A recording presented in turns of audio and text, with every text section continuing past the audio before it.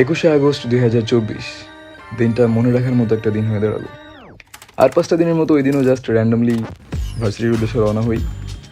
গ্রাফিতির কাজ হাতে নিয়েছিলাম, যেটার কারণে একটা ব্লগ বানাবো সেই উদ্দেশ্যে ভিডিও নেই ওই দিন। অ্যান্ড ওইটার জন্যই গত 2 দিন ধরে আমরা কাজ করি, যেটা থেকে হচ্ছে আমরা ক্লিনিং করি অ্যান্ড রং কিনি। আর আজকে ছিল জাস্ট পলিশ করে ব্রাশ করা। তো এইভাবে আমাদের সারাদিন যায়। আর সন্ধ্যার দিকে আমার একটা সিনিয়র আমাকে ফোন দেয়। উনি জানায় যে ওনার একটা রিলেটিভের খুব বাজে অবস্থা অ্যান্ড ওনার হচ্ছে বি নেগেটিভ ব্লাড লাগবে। তো আমি জাস্ট এতটা হ্যাপি হয়ে যাই, নট বিকজ অফ যে বি নেগেটিভ ব্লাড লাগবে, আমি কাউরে দিতে পারতেছি for the first time. As you know, B negative is the rarest blood group in the world. আর এইটাতে আমি খুবই আনলাকি ফিল করি, বিকজ এনি টাইম যদি অ্যাক্সিডেন্ট হয় বা কোনো কিছু হয়, যদি ব্লাডের প্রয়োজন হয়, তাহলে সহজে মানুষ পাওয়া যায় না। আমি হেল্প করতে পারছি।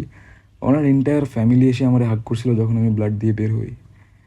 আর ওই মোমেন্টটা না একটা আলাদা রকম স্যাটিসফ্যাকশন কাজ করতেছিল। আমার থ্রুতে অনেকে ব্লাড দিতে পারছে। আমি অলওয়েজ এটারে অ্যালার্মিং সিচুয়েশন মনে করতাম। কারো পোস্ট দেখলে, স্টোরি দেখলে কিংবা মেসেজ দেখলে কেউ যদি আমার সাথে কন্ট্যাক্ট করে যে ব্লাড লাগবে, তো এটারে আমি একটা অ্যালার্মিং সিচুয়েশন মনে করতাম। বিকজ আমার কাছে মনে হতো যে একটা ব্লাডের জন্য জান যাইতে পারে। কারণ আমি নিজে ফেস করছি, আমার একটা পরিচিতার বাবা মারা গেছে জাস্ট ব্লাড অ্যারেঞ্জ করতে না পেরে। বাট আলহামদুলিল্লাহ, এই ঘটনার পর থেকে আমি এই অবধি অলওয়েজ কোনো কন্ট্যাক্ট সেভ করতে গেলে সেই কন্ট্যাক্টসের নোটসে আমি হচ্ছে ব্লাডটা কালেক্ট করে রাখি যে তার ব্লাড গ্রুপ কী।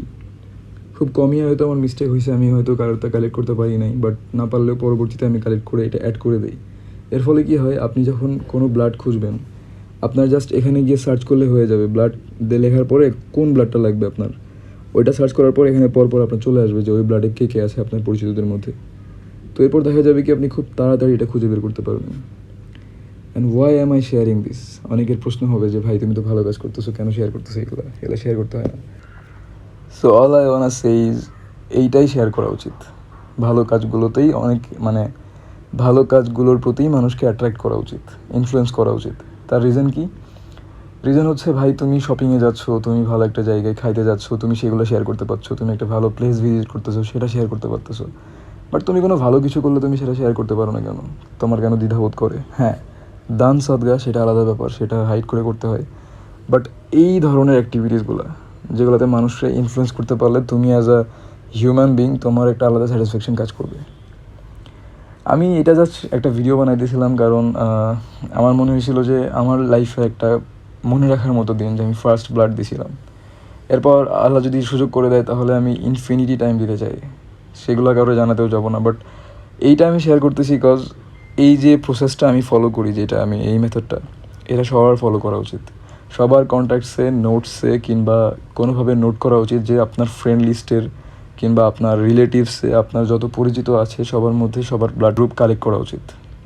এর ফলে কী হয়, আপনি খুব তাড়াতাড়ি কল করতে পারেন, খুব তাড়াতাড়ি ব্লাড অ্যারেঞ্জ করতে পারেন। এটাই। তো এখন আসি আমার এখনকার ঘটনায়। যিনি আমার ব্লাড নিয়েছিল ওনার একটা কথা মনে পড়ে গেল। উনি আমাকে বলছিল, তুমি এত সাহস কোথা থেকে পাও? নিজেই ভিডিও করতেছো, তোমার ভিডিও, তোমার কোনো ভয় লাগতেছে না, নার্ভাস লাগতেছে না? আমি বলতেছি আমার শান্তি লাগতেছে, আমার খুব খুশি লাগতেছে যে ফর দ্য ফার্স্ট টাইম এটা আমি এক্সপিরিয়েন্স করতে যাচ্ছি যে কারো শরীরে আমার ব্লাড যাচ্ছে, সেই হেল্প হচ্ছে তার। আর নিজে দিতে পারার যে খুশিটা, ওইটা আমি বলে বোঝাতে পারবো না। পুরো টাইম মানে প্রায় 8-9 মিনিটের মতো ওরকম টাইম লাগছিল। আর ওই টাইমটা পুরো টাইমে ওনার সাথে গল্প করে কাটাইছিলাম। আর ভাই এখান থেকে বের হওয়ার পরে ওনাদের এন্টায়ার ফ্যামিলি, ওনাদের রিলেটিভসদের, ওনাদের মুখে যে একটা আলাদা একটা থ্যাঙ্কফুলনেস দেখতেছিলাম। আর ওনারা যেভাবে এসে কয়েকজন আমার হাক করলো আর আমার এই কৃতজ্ঞতা জানালো, ভাই ওই মোমেন্টটারে মনে হতেছিল যে হয়ে গেছে, চা জয় করে ফেলছি বিশ্ব। এতটা খুশি লাগতেছিল। হ্যাঁ, ওই মোমেন্টে যদি ভিডিওটা মেক করতে পারতাম বা কথা বলতে পারতাম, ওইটা ছিল অন্য রকমের একটা ফিলিংস। মানে one of my dream come true. Yeah, আমি তো একটু বেশি আদিক্ষেতা করতেছিলাম। যাই হোক, a best day of life. স্মৃতির পাতায় লিখে রাখলাম এই দিনটা, 2024-এর 21শে আগস্ট।